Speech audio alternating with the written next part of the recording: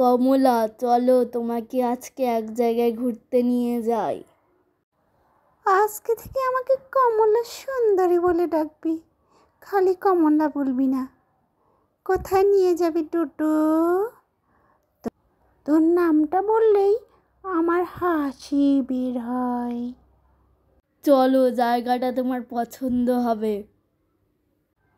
ঠিক আছে, চল।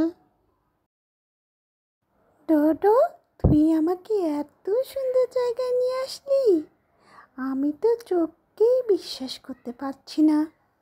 আজকে শুভ জন্মাষ্টমী, তাই আজকে তোমাকে এই জায়গায় নিয়ে আসলাম। তোমার জায়গাটি পছন্দ হয়েছে? হ্যাঁ, খুব বেশি পছন্দ হয়েছে। এত সুন্দর জায়গা আমি আগে কখনো দেখিনি। কি সুন্দর জায়গা, কি সুন্দর শ্রীকৃষ্ণের মূর্তি, দেখেই ভক্তিভাব আসছে। তোমার পছন্দ হয়েছে, এতেই আমি অনেক খুশি হয়েছি, কারণ আমি তোমাকে বন্ধু মনে করি। আজ থেকে তুমিও আমার বন্ধু।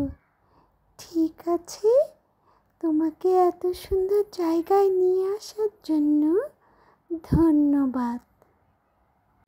এসো আমরা সবাই শ্রীকৃষ্ণের নাম নেই। হরে কৃষ্ণ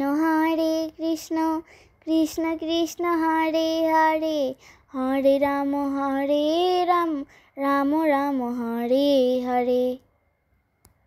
আমাদের গল্পটি তোমাদের যদি ভালো লাগে, লাইক ও সাবস্ক্রাইব করে দিও।